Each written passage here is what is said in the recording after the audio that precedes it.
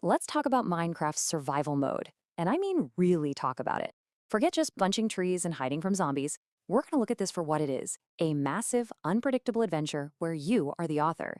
So picture this. You load up a brand new world. You're probably expecting, a nice forest, maybe a desert. But what if you opened your eyes for the first time and saw something that just shouldn't be possible? And I'm not talking about mods or anything like that. These are real, naturally generated worlds. An igloo, just sitting there in a pool of lava, or a village somehow spawning in the deepest, scariest part of an ancient city. And that right there is the whole point. In Minecraft, your story is unique from the very first second. That's because the world itself, the ground you spawn on, the mountains you see in the distance, that's the opening chapter of your personal story. Now, the magic behind all this is something called a seed. You can think of it like the DNA for your world. Every single mountain, river, and village is born from this one little code. It's basically the blueprint for your entire journey. And what's cool is you can choose your own adventure before you even start. You can look up a seed that's loaded with villages to get a running start, or find one with these breathtaking landscapes for that massive castle you've been dreaming about. Or hey, maybe you want to try a speed run. There's seeds where the final portal is practically right underneath you. The power is all yours. But look, it doesn't matter how amazing your world is. Every single player, every single time, faces the same first great challenge. The sun is going down, and you have got to survive the night. Those first few minutes are everything, and it all comes down to a super simple loop. Punch a tree, get wood, craft your basic tools, find some food so you don't starve, and then, most importantly, scramble to build any kind of shelter before the monsters start spawning. And let's be real, your first base is probably going to be a sad little dirt hut, or, just a hole you dug in the side of a hill. It doesn't matter what it looks like. The only goal is to make it through the darkness and see that sunrise. That's your first real win. So once you've conquered that first night, the whole game shifts. You're not just trying to survive anymore. Now, you're trying to thrive. It's time to turn that little dirt hut into a real fortress.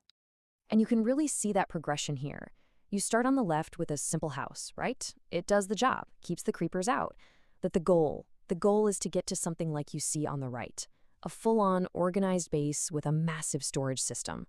That's the jump from just staying alive to actually mastering your world. So, how do you make that jump? Well, you set up farms so you never have to worry about food again. You dig down and get enough iron for your first proper set of armor and tools. You build that big, beautiful storage room, and you light up the entire area around your base to make it a monster-proof safe zone. This becomes your home.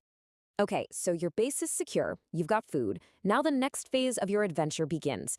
It's time to head down, way down, into the dangerous and treasure-filled world right beneath your feet. Because here's the big secret about Minecraft. All the real power isn't on the surface. It's hidden deep underground. We're talking iron, redstone for all your crazy contraptions, and, of course, the one thing everyone's looking for, diamonds. Mining isn't just digging. It is a quest for power. And I don't care who you are, this is true for every single player.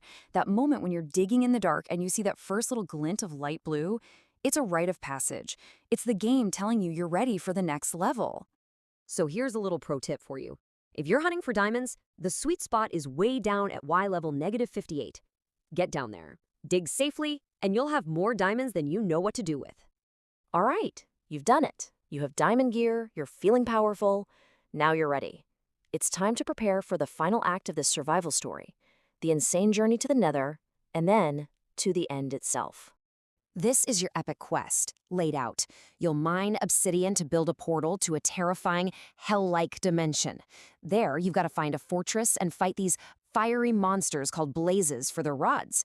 Then you craft those into special eyes that lead you across the world to a hidden underground stronghold.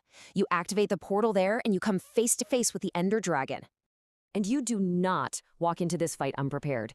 You need your best diamond gear, fully enchanted, a powerful bow with tons of arrows, potions for every scenario, and trust me on this, a simple bucket of water to save you from a long fall. But more than anything, you need the guts to actually go and fight a dragon. But here's the best part, the incredible twist. After that huge, epic battle, after the credits finally roll, the adventure is really just getting started. And this is so important to understand. Beating the Ender Dragon isn't the end of the game. It's the end of the tutorial. You've proven you can survive.